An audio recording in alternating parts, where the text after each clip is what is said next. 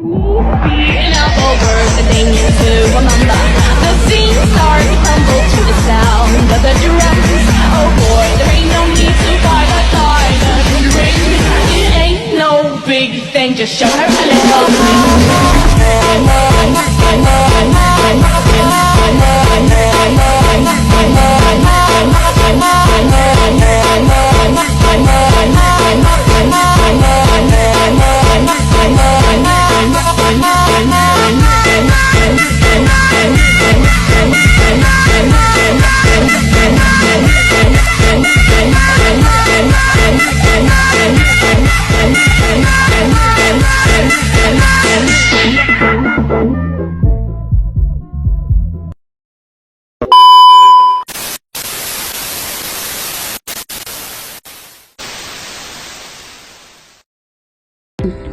Nah, sitokinin adalah senyawa turunan adenin dan berperan dalam pengaturan pembelahan sel dan morfogenesis. Nah, sitokinin ini digunakan untuk merangsang terbentuknya tunah, berpengaruh dalam metabolisme sel, dan menstimulasi sel dorman, serta aktivitas utamanya adalah mendorong pembelahan sel.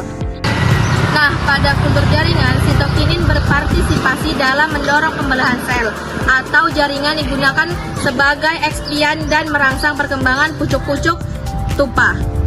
Banyak kasus in vitro, sitokinin ini digunakan untuk mengatasi dormansi apikal dan mempertinggi percabangan tunas lateral dari ketiak daun. Sini saya akan menjelaskan fungsi dari sitokinin. Nah, secara umum, fungsi sitokinin ialah untuk meningkatkan aktivitas pembelahan dan pembesaran sel. Peningkatan aktivitas pembelahan sel yang diakibatkan oleh sitokinin terjadi pada bagian meristematik tanaman. Salah satu contohnya ialah dalam pertumbuhan tunas askilas, sehingga meningkatkan jumlah daun dan tanaman lebih majemuk. Dalam mengatur pertumbuhan tunas askilat ini, sitokinin bekerja antagonistik dengan auksin dalam menghambat dominasi apikal. Dalam penambahan sitokinin pada konsentrasi yang tepat dan didukung oleh meningkatnya kemampuan akar menyerap air dan menyerap unsur hara. Nah, selain itu, fungsi sitokinin yaitu merangsang pembelahan sel, menunda pengguguran daun, bunga, dan buah. Mempengaruhi pertumbuhan tunas dan akar, meningkatkan daya resistensi terhadap pengaruh yang merugikan, seperti suhu rendah infeksi virus, pembunuh gulma, dan radiasi, menghambat penguningnya daun, dan dengan jalan membuat kandungan protein dan klorofil yang seimbang dalam daun. Sitokinin merupakan senyawa adenin, basa purin dari basa nuklear. Beberapa macam sitokinin itu ada alami, yang contohnya itu kinetin dan zeatin. Pemberian zat pengatur tubuh, sitokinin itu berpengaruh terhadap pertumbuhan tunas dan dapat menyebabkan tunas tumbuh lebih cepat. Konsentrasi sitokinin ini yang lebih tinggi lebih cocok diaplikasikan untuk perkembangan, pelipat gandaan, dan pertumbuhan tunas pada eksemplar. Nah, ada juga BAP. Apa sih BAP itu?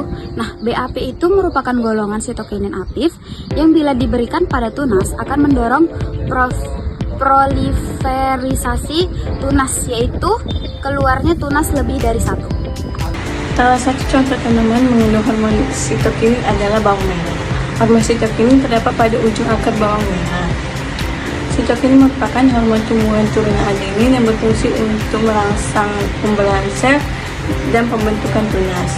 Tanaman yang kekurangan sitokinin akan mengakibatkan tumbuhan menjadi kerdil dan meristem apikal yang lebih kecil.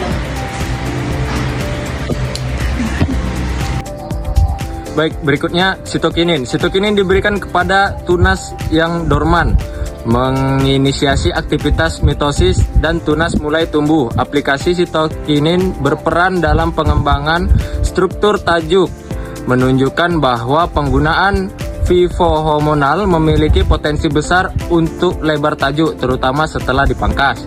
Pemberian sitokinin pada tanaman teh setelah dipangkas akan meningkatkan pertumbuhan tunas lateral.